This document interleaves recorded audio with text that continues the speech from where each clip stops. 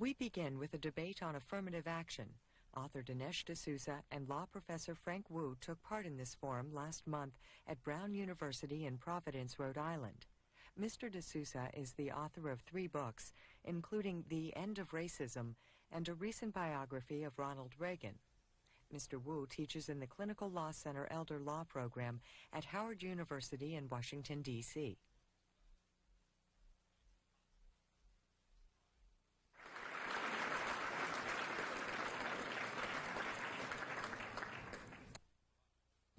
Let's begin. We have 2 extremely gifted and intelligent speakers. I myself have seen them in action before, and as you will see, each of them is a person of remarkable character. Professor Frank Wu did his undergraduate work at Johns Hopkins and received a law degree from the University of Michigan. He has taught at Stanford University Law School and is now teaching at Howard University School of Law. His academic articles in law journals include Neither Black Nor White, Asian Americans in Affirmative Action, and The Limits of Borders, a moderate proposal for immigration reform.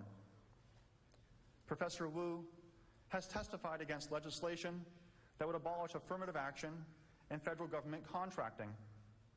He writes on a regular basis for the New York Times Syndicate and Asian Week.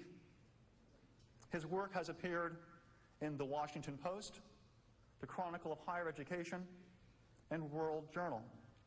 Professor Wu.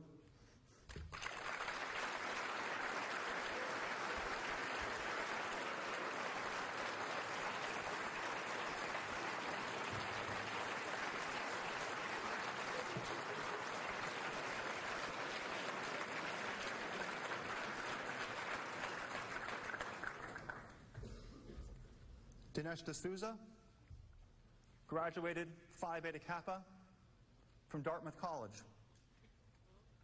He has been a senior domestic policy analyst in the White House during the Reagan administration. Mr. D'Souza is a John M. Olin Foundation Fellow at the American Enterprise Institute in Washington. He doesn't like Washington, but he lives there. He said not to like Washington. Mr. D'Souza's book, Ronald Reagan, How an Ordinary Man Became an Extraordinary Leader, will be published by the Free Press in November of '97. I have a copy here. He told me that the photograph on the cover looks like John Wayne, which in some ways is a theme of the book. I think he's right, for better or worse. Mr. D'Souza has been featured. Mr. D'Souza is the author also of a New York Times bestseller called Illiberal Education, The Politics of Race and Sex on Campus, and also another book called The End of Racism.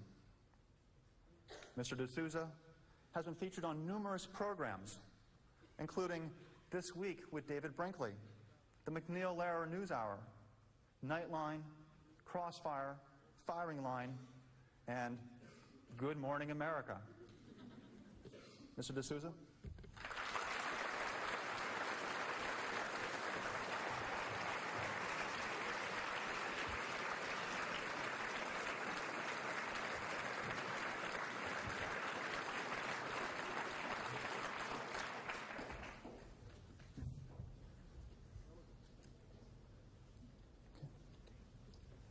This is our format for this evening.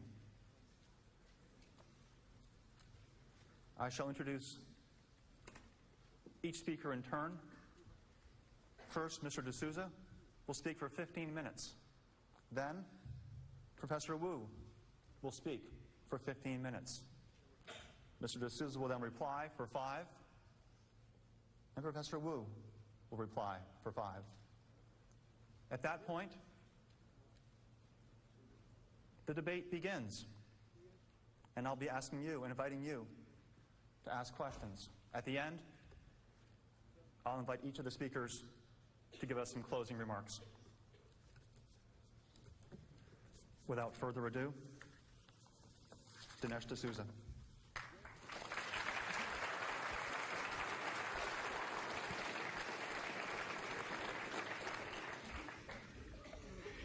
Thank you. Thank you very much. I see this is a wide podium. I guess I didn't have to wear pants. I was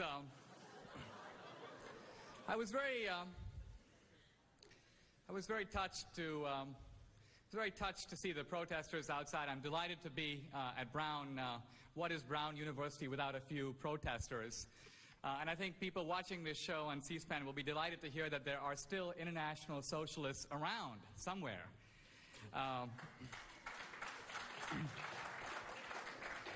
I know those guys have been in a somewhat irritable mood ever since the Berlin Wall fell. I must tell you that, as you know, the subject of my new book is Reagan, and when Reagan was governor in the 60s, a very tumultuous time in California. There were protests at Berkeley, San Francisco State, and Reagan was constantly accosted by activists who would try to shout at him, blockade him, surround his limousine. And in the 60s, in the late 60s, he was once traveling in his limousine. A group of protesters surrounded the limousine, and they held up signs saying, "We are the future." And Reagan kind of looked at this and scribbled his own reply on a piece of paper and held it up, and it said, "I'll sell my bonds." Now, I'm here to talk about the very difficult or the very challenging topic of race. Affirmative action sometimes involves both race and gender, but I'm going to focus my remarks on the debate surrounding race, partly for a reason stated some years ago by, of all people, Gerald Ford. He said there will never be a war between the sexes because there has simply been too much fraternizing with the enemy. Gender is a serious issue, but it doesn't, it seems to me, have the same prospects for social balkanization or social division as does race. Now, we are at a critical turning point in the affirmative action debate. We see that in California, at the University of California at Berkeley, at the University of Texas Law School. We are seeing that the imposition of colorblind laws, of laws requiring a colorblind admissions policy, are leading to a quite dramatic decline in the number of black and Hispanic students. And many of the defenders of affirmative action, in a sense having run out of other arguments, are now saying, look at this result. Look at the diminution of the percentage of blacks and Hispanics at Berkeley. Are you willing to live with these outcomes? And what I want to do today in my opening statement is make the case for why we should answer to that question a reluctant yes. The debate surrounding affirmative action hinges crucially on what affirmative action is and how it works or doesn't work. Recently at the University of California at Berkeley, I approached the director of admissions and posed to him this question. I said, imagine the case of a student applying to this fine university who has a grade average in high school of B+ to A- and an SAT score of about 1,200 out of 1,600. In other words, a good student. And I said, if this student happens to be, let us say, Hispanic, what is the probability that he or she would be admitted to Berkeley? And he replied, the probability would be 100%. Student would be guaranteed admission. And I said, fine. Now imagine the case of a student who has the same grades, the same test scores, and the same extracurricular talent. But like me, the student is of Asian descent. What would be the odds that this same student would be offered admission to Berkeley? And he said the chance of that would be approximately 5%. In other words, what Berkeley has been doing, and many universities, including Brown, is practicing aggressive forms of racial preference in its admissions policy. Now, if you were to approach the admissions director at Brown and ask him, why are you doing this? Why do you have preferential policies that judge people not on the content of their character, not on their academic preparation, but primarily or decisively on their race? he would probably reply, or she would probably reply, that's because America has a long history of discrimination, a history that continues to this very day, and a history that I will admit is undeniable. And affirmative action is necessary at Brown to fight discrimination. And then you may ask the following question. If that is true, if students applying to Brown are facing discrimination, where is that discrimination? Are there racists in the admissions office at Brown who are trying to keep Hispanics and blacks out? Are you, sir, you can ask the admissions director, a racist yourself? Are you the problem? And the answer is no. No one even alleges this. No one claims that there are bigots in the Berkeley admissions office or in the Texas admissions office. So what then is the problem? Let me suggest that what the problem is that at Brown, at Berkeley, many other universities, equality of rights for individuals is not leading to equality of results for groups. In other words, what we are now seeing is that merit is creating some of the same inequality that racism used to create. And this is convincing many advocates of affirmative action that merit itself is a racist concept. And that's why, for example, you now have all these schools saying, well, maybe we should get rid of the tests. Maybe we should eliminate the standardized tests. Not because of any inherent defect in the test, but because the test is not giving us a result that we want. Now, let us say that what Berkeley and Brown and many universities are trying to do is to have a racially preferential policy to have a diverse student body. It nevertheless remains true that these policies have certain undeniable effects, and I would like to focus briefly on two. The first effect is what I will call the racial effect, and that is that these policies tend to intensify and exacerbate racial consciousness and racial intoxication in our society. A generation after Martin Luther King's death, we are an ever more racialized society. Very difficult to go through life without checking little boxes all the time on which you are asked to specify your race and in which your race will make a decisive difference. And the question is, do you want to continue to live in that kind of society? Now, I concede that when affirmative action policies were first established in the 60s, in the late 60s, many Americans supported them because they felt that something needed to be done to kick in the door of the old segregation. Something needed to be done specifically for blacks, because blacks had suffered a history of slavery, of segregation. And so affirmative action was intended for blacks. And what happened a little bit later is many other groups showed up at the multicultural picnic. And they said, you had the Hispanic groups, you had the gay rights groups, the women's groups, and they basically said, we too are victims of discrimination. We demand preferential treatment too. And if you look at the history, you will see that the black leaders in the 60s at first said, forget it. Can you advance a comparable claim of historical discrimination compared to ours? No. But then a second thought dawned to them. And this thought was this: even though the admission of these other groups onto the affirmative action bandwagon might weaken the moral case for affirmative action, it will strengthen the political coalition that will keep these programs going indefinitely, if not forever. In other words, as long as it was just blacks, blacks were reliant on white goodwill to keep these programs going. But if you allow women, gays, other groups to come in, then perhaps you can knit together a 51% coalition.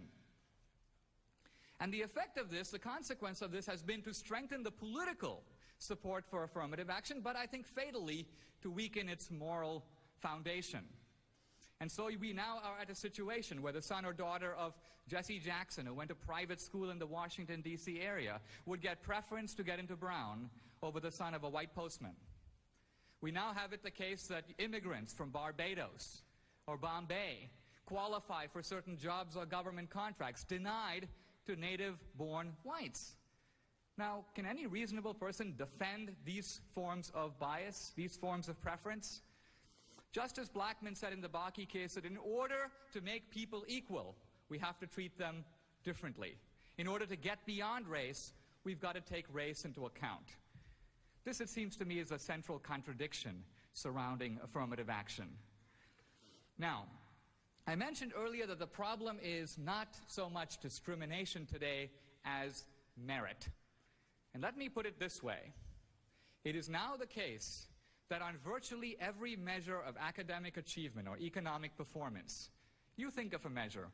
Think of a test in any subject and administer it to 100 randomly selected whites, blacks, Hispanics, and Asians in the United States today, in any part of the country at any age. And I will tell you in advance the result. Asians and whites will do the best, Hispanics will fall in the middle, African Americans will do the least well. I said on virtually every measure. And I assure you that in the national debate surrounding this issue, I have not found, no one has been able to give me one counterexample to this pattern. And my point is, merit is creating inequality. Let me give you one statistic that you should think about and think hard about.